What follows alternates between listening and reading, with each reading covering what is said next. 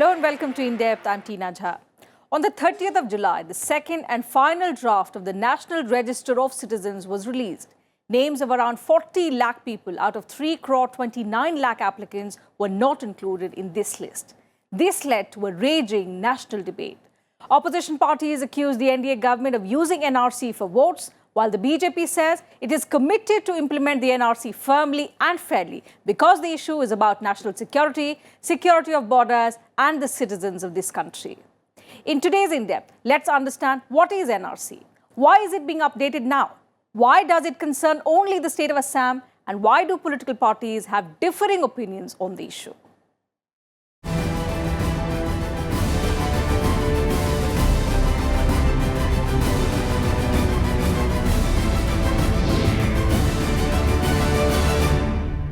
The National Register of Citizens, or NRC, lists names of the Indian nationals residing in Assam. It was last prepared in 1951. The one published last week is the second updated draft. In order to understand the process and the need for such a list, it is important to look at the history of NRC. The first census of independent India was conducted in 1951. Based on it, the National Register of Citizens was prepared, which recorded the particulars of those who belonged to Assam. This list was compiled with data from each village, mentioning details of the houses or holdings in a serial order and indicating against each house or holding the number and names of persons staying there at that time.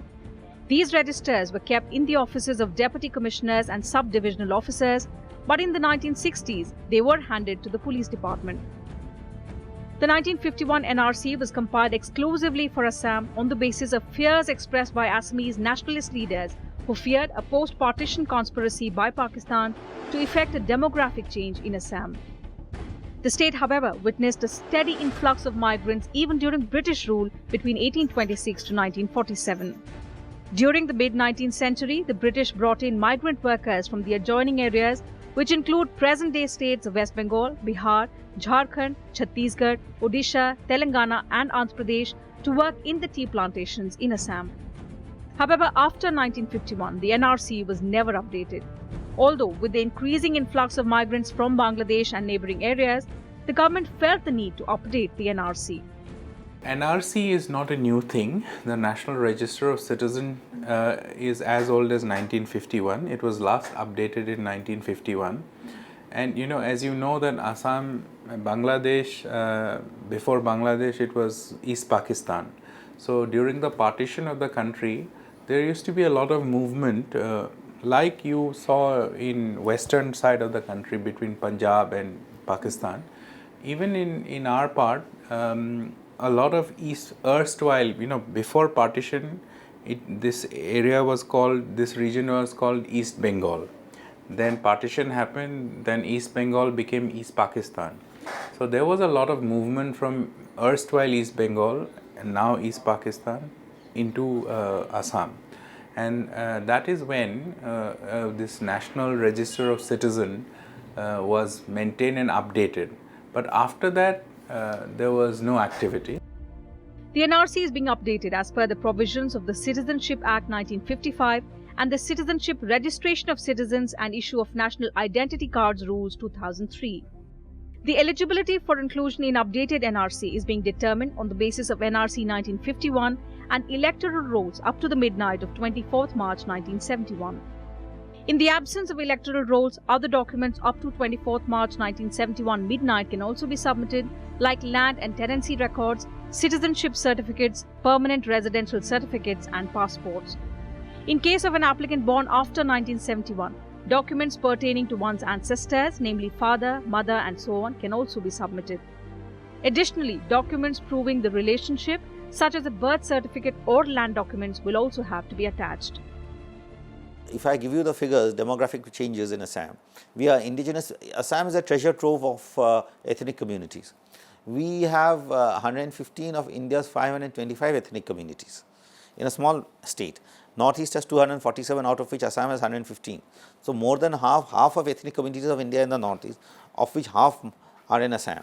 So when you have that significant number, and that too in small sizes of population, Then there are tribes, smallest is say 3,000, Tai Phake community. They have their own language, script, culture, they preserve it.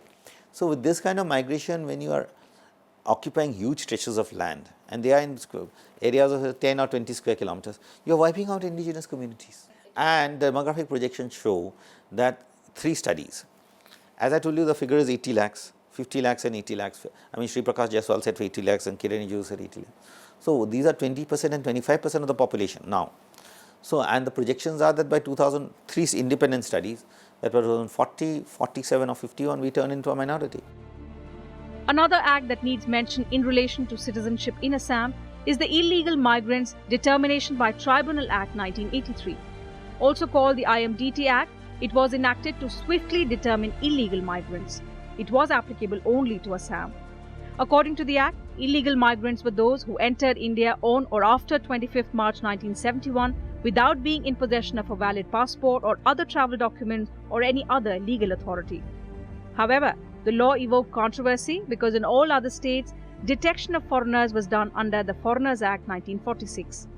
Besides, under the IMDT Act, the onus of proving one's nationality or otherwise lay on the complainant, whereas under the Foreigners Act, the onus is on the accused. In 1983, the IMDT Act was introduced. IMDT Act is Illegal Migrants Determination by Tribunal Act, specific only to Assam, a central enactment, under which that, and the most relevant clause was that every foreigner in Assam had to be determined by a tribunal. One. Secondly, the onus of proof, the burden of proof on to prove whether a person is a foreigner or not is on the complainant, which is ridiculous because in a matter of this sort, if a foreigner were to come from Bangladesh, if I were to say that he has come from Bangladesh, there is no manner of my proving. I will, if I say come from Comilla or he's come from say Sylhet, I'll have to go to Comilla or Sylhet, get some document from there which shows that he was there and then produce it in a court. So it made the whole process of identification foreigners impossible, as a result of which the entire Assam Accord was rendered infructuous. The IMDT law noted that though inquiries were initiated in 3,10,759 cases under the IMDT Act, only 10,015 persons were declared illegal migrants and only 1,481 illegal migrants were physically expelled up to 30th April 2000. That is why the protest started in Assam. When the matter was discussed in the Supreme Court, the Apex Court in 2005 struck down the Illegal Migrants Act as unconstitutional. The Supreme Court said that IMDT Act has created the biggest hurdle and is the main impediment or barrier in the identification and deportation of illegal migrants. The Supreme Court directed that all the tribunals constituted under the IMDT Act would cease to function with immediate effect as the Parent Act has been declared unconstitutional. Cases pending before the tribunals would stand transferred to tribunals under the Foreigners Act. The then UPA government suffered a setback, with the Apex Court declaring the controversial Foreigners Tribunals for Assam Order 2006 as illegal and unconstitutional. जैसे ही वो जो NRC के जो citizenship update करने की जो team घर में जाती थी, उनको जब उनको अटैक किया गया तो उसके बाद both the center and the state government decided to put a stop. They put a pause. Then an NGO called Assam Works, Assam Public Works, एक NGO है, उन्होंने they challenged it in Supreme Court. और ये जो आप देख रहे हैं, ये from time to time Supreme Court इस केस को सुनते जा रहे हैं और directions देते जा रहे हैं. Soon after the Supreme Court order, in 2014, the process of updating NRC in Assam began. To execute the process, 2,500 NRC Seva Kendra were built in the state. Each Seva Kendra had at least 10 villages. Legacy data was published after scrutinizing all the documents between 27 February 2015 and August 31, 2015. During this stage, application forms were distributed. 31st of August 2015 was the last date for submission of application. Examinations of these applications began on the 1st of September. Once the process was over, the first draft of the NRC was released on the midnight of 31st December 2017. The first draft included 1 crore 9 lakh people out of a total applicant pool of 3 crore 29 lakh people. The second list, however, left out more than 40 lakh people, wherein 2 crore 89 lakh people were found eligible out of 3 crore 29 lakh applicants, whereas more than 1 crore 25 lakh people were not registered. The second and last draft of the NRC was released on the 30th of July 2018. But according to the Registrar General of India, Shailesh, it is only a draft, not the final list. He said there will be a process of claims and objections beginning the 30th of August, and ample opportunity will be given to every person who wishes to file any objection in the draft NRC. After this, there will be those who have been left out will be able to file claims and objections till 30th of September, 28th of September. Then the final list will come out. Even after that, anybody who is excluded from the NRC does not automatically become a foreigner. He has to be declared by a tribunal. If there is a tribunal, if there are say 38 lakhs which comes in the final draft, there will be 38 lakh cases which will go before 100 specially constituted foreigner tribunals. Each judge will hear 38,000 cases with further right to challenge before High Court and Supreme Court. So, you can imagine how long the protracted the process is going to be. So, I do not think they are going anywhere in a hurry, one. And all then the human rights and all of that stuff will come in, there will be cases going back and forth. So, they will ensure that nobody really goes out, which is what they have ensured all along, one. So, today you have to protect my identity, you have to protect because today you are condemning 115 ethnic communities and the indigenous population of Assam. The government will look at all the claims and objections filed, and only after the claims and objections will be settled, the final National Register of Citizens will be released. Bureau Report, Rajya Sabha TV. Migration of outsiders into Assam has a long history. Initially, people from neighbouring states came to the state in search of work, but the illegal influx of Bangladeshis over decades holds political significance now. Let's first look into this issue of illegal immigration and what led to the formation of the National Register of Citizens of India. For this, we also have to understand the agitation in the 1970s and the subsequent socio-political environment in Assam. In the northeast, Assam has seen a strong anti-outsider sentiment for more than 50 years now. The British encouraged migration of thousands of people from Bihar to work on the tea plantations in the state. Further, hundreds of thousands of Bengali peasants also settled on the vast uncultivated tracts of the state. The second important event that led to the problem was the partition and the birth of Pakistan in 1947. Partition triggered a large-scale influx of refugees from erstwhile East Bangladesh into Assam, West Bengal and Tripura. In 1971, after the Pakistani crackdown in East Bengal, over 1 million refugees sought shelter in Assam.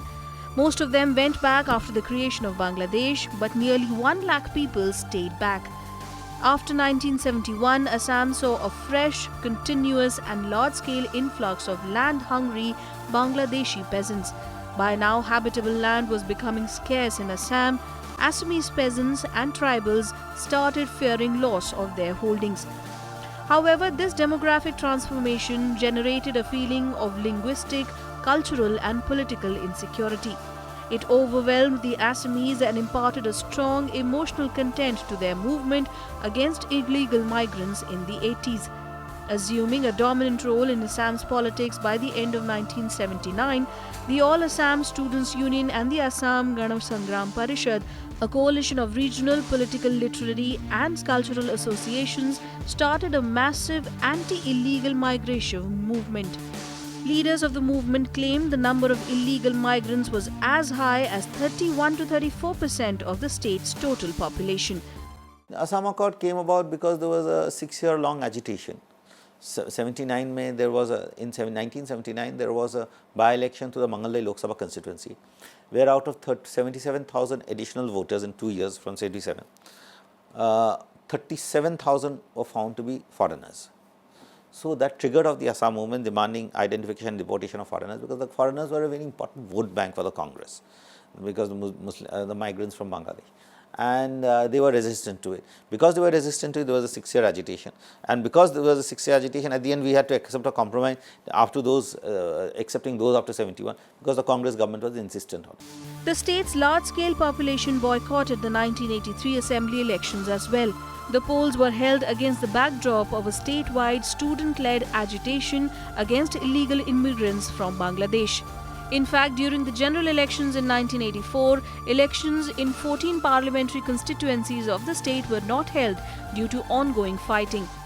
हालांकि ये बहुत हद तक ये peaceful movement ही चला, लेकिन violence भी हुआ, और मैं कहूँगा कि आसाम ने भारत में पहली मर्तबा आसाम में वो एथनिक क्लेंजिंग हमने देखा, जब एक विशेष समुदाय के लोगों को बहुत बर्बरतापूर्ण मारा गया जब वो सोए हुए थे, और 1500 से 2000 लोग, उसको नेली कांड भी बोलते हैं, 1983 में। तो एक वायलेंस का माहौल हुआ था, और उसके बाद ये राजीव गांधी सरकार की पहल थी कि कैसे वापस उसको शांति बहाल किया जाए। Strikes and satyagraha continued to be observed until the then central government eventually called the leaders for a final negotiation in mid-1984. The 18-month negotiation between the leaders of the Assam Movement and the Rajiv Gandhi government led to the signing of the Assam Accord on 15th August 1985. Accord of 15th August 1985 was entered into between the then central government headed by Rajiv Gandhi, the leaders of the agitating parties, the two organizations, and the state government. And the government and all the parties, particularly the central and state governments, agreed that they will identify and deport foreigners after 25 March 1971. Now, let me tell you that there is no requirement to identify and deport foreigners, because under the Foreigners Act, it is the duty of the government, it is the duty of anyone to implement the laws. Anybody who is a foreigner in India has to be identified and deported. But I mean, it was a ridiculous thing, it was a ridiculous accord, if you ask me, that the government agreed to identify what was the statutory obligation. They put it in a contract. So this is one very ridiculous thing about the Assam Accord. A cut-off date was set in the Assam Accord. The date that was fixed in the Assam Accord was midnight of March 24th. Until midnight of March 24th, 1971, anyone who came into the state of Assam would be considered as a legal citizen of India. But anybody who came after that, that is anybody who came into Assam on 25th March 1971 or thereafter, would be considered as foreigner. That was basically the provision that was set out in the Assam Accord, and eventually accepted and approved by the Parliament of India. The voter list was fully corrected on the basis of this agreement. The state legislature that had been constituted on the basis of the 1983 elections was prematurely dissolved. In the assembly elections in December 1985, the newly formed Assam Gana Parishad came to power, securing a simple majority. Prafulla Kumar Mahanta, who was the party president, took oath as the new chief minister of Assam. Although the accord brought an end to the agitation, some of the key clauses were yet to be implemented, which has kept some of the issues festering. But in the meantime, there were also insurgency movements in the state for separate statehood, such as that for Bodoland. Demographic projections show that 3 studies. As I told you, the figure is 80 lakhs, 50 lakhs and 80 lakhs. I mean, Sri Prakash Jaiswal said 80 lakhs and Kiran Rijiju said 80 lakhs. So these are 20% and 25% of the population now. So, and the projections are that by 2003 independent studies, that by 2040, 47 or 51, we turn into a minority. As I said earlier, this has always been turned into a communal issue, basically painting the migrants as Muslims, so that you confer them citizenship status, so you legitimize them. By making them Muslims, you legitimize them as Indians, which is wrong because they are foreigners first, so it has to be religion neutral. This is what it has to be. But unfortunately, that is the way in which the politics in this country has played out. For several years, the matter was put into cold storage and the movement once again started in 2005. The then Congress government in Assam started working under pressure, but action was very slow. Finally, in October 2013, the Supreme Court ordered that the upgradation of the National Register of Citizens of Assam should be completed by January 31st, 2016. But the NRC authority could not comply with the date. Since then, the Supreme Court has been keeping an eye on the process directly. In fact, the government had to release both drafts of the NRC under pressure from the Supreme Court. Bureau Report, Rajya Sabha TV. The Assam Accord was signed after 6 long years of agitation against illegal immigrants. The Assam Accord in many ways is similar to the NRC, as both are aimed at addressing the issue of illegal immigrants in Assam. Let's take a look at the Assam Accord of 1985 and its provisions. We leave you with this report. Thanks for your time.